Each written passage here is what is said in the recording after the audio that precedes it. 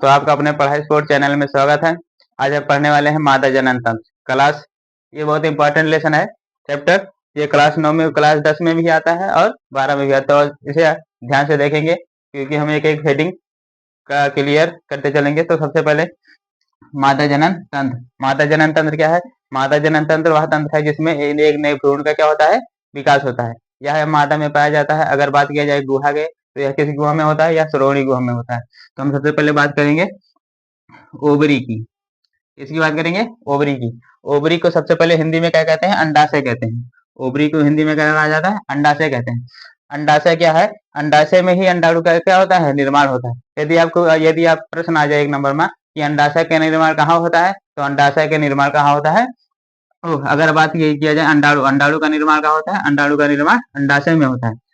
एक हेडिंग और है, इसी में देख लेंगे वाष्पोत्सर्जन। क्या है? वाष्पोत्सर्जन। वाष्पोत्सर्जन क्या है?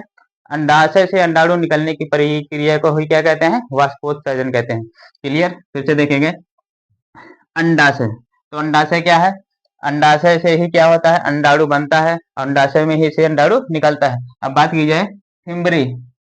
फिम्बरी की हिंदी में कहते हैं झिल्ली। तो फिम्बरी क्या है? ये उंगली नुमा संरचना होती है। कैसी होते हैं? यह उंगली नुमा संरचना होती है जो अंडाशय को पकड़े रहने का कार्य करती है। जैसे मान लीजिए यह अंडाशय है, या क्या है? अंडाशय है। हम इसको इस तरह से पकड़ेंगे तो ये जो ये संरचना होती है उसे फिम्बरी कहते हैं। ये फिम्बरी जो होती है अंडाशय से यानी ओवरी को पकड़ने का कार्य करती है। अगला है अंडवाहिनी। अंडवाहिनी को इंग्लिश में क्या कहते हैं? Fallopian tube. क्या कहा जाता है? Fallopian tube. फैलोपियन ट्यूब वह ट्यूब है जैसे जब अंडाशय से अंडाणु परिपक्व हो जाता है, जब अंडाशय से अंडाणु क्या हो जाता है? परिपक्व हो जाता है, तो वह अंडाशय की दीवार को भेदता हुआ, तो वह अंडाशय की दीवार को क्या करता हुआ? भेदता हुआ कहाँ प्रवेश करता है? फैलोपियन ट्यूब यानी कि अंडवाहिनी में प्रवेश करता है। और यही एक स्थान होता है तुम्बिका। क्या होता है? तुम्बिका। अगर बात किया जाए तुम्बिका क्या है, तो तुम्बिका वह स्थान है, तुम्बिका वह स्थान है जहां पर अंडाणु को शुक्राणु क्या करता है? निषेचित करता है, भेदता है। अब यही जब निषेचन की प्रक्रिया कंप्लीट हो जाएगी तो अंडाणु धीरे धीरे धीरे धीरे सरकते हुए कहाँ जाएगा? यूट्रस में आ जाएगा। कहाँ जाएगा? यूट्रस। यूट्रस को हिंदी में क्या कहा जाता है? गर्भाशय कहा जाता है। गर्भाशय क्या होता है? तो गर्भाशय क्या होता है? गर्भाशय वह है जिसमें भ्रूण का क्या होता है? निर्माण होता है। अब बात की जाए गर्भाशय, तो गर्भाशय क्या है? गर्भाशय तो हमने बता दिया। अब बात की जाए गर्भाशय किससे बना होता है, तो गर्भाशय 3 परतों से बना होता है। किससे बना होता है?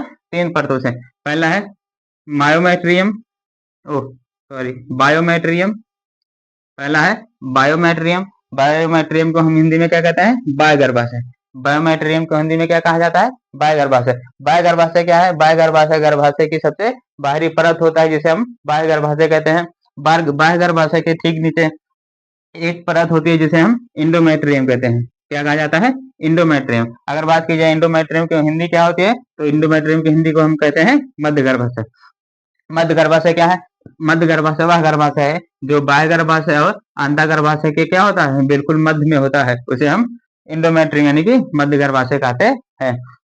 अगली हेडिंग है, अगली हेडिंग है इम्प्लामेट्रियम यानी कि इसे हिंदी में कहते हैं अंतः गर्भाशय। अंतः गर्भाशय सबसे मेन पॉइंट है।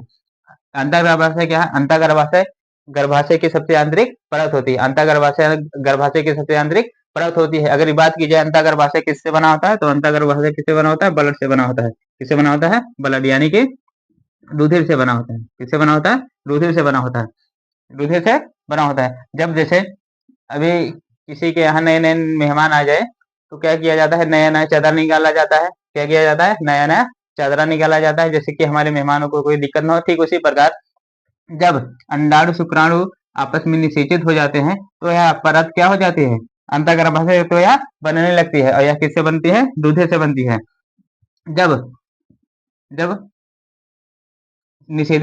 जब निषेचित अंडाणु यहाँ यानी कि अंतः गर्भाशय में आ जाता है तो इसी में क्या हो जाता है? इसका भ्रूण बनने की प्रक्रिया क्या हो जाती है? प्रारंभ हो जाती है, शुरू हो जाती है। अंतः गर्भाशय रुधिर से बना होता है या पीरियड में भी भाग लेता है, या आर्तव चक्र की क्रिया में भी क्या लेता है? भाग लेता है। आर्तव चक्र की क्रिया में क्या कौन भाग लेता है? अंतः गर्भाशय, क्योंकि यह रुधिर से बना होता है। जब अंडाणु को शुक्राणु निषेचित नहीं कर पाता तो यहाँ अंतः गर्भाशय अपने आप में ही टूट कर क्या हो जाती है? बिखरने लगती है, यानी कि टूट के शरीर से योनि मार्ग से बाहर निकलने लगती है। इसी क्रिया को हम क्या कहते हैं, आर्थोचक्रिया पीरियड। तो हम आशा करते हैं कि आपको यह वीडियो पसंद आया होगा। अगर किसी हेडिंग को या किसी कॉन्सेप्ट ना समझाया तो आप हमें कमेंट में जरूर बताएं। यदि क्लास अच्छी लगी हो तो हमारे पढ़ाई स्पोर्ट्स चैनल को सब्सक्राइब करें, लाइक करें, कमेंट करें। धन्यवाद।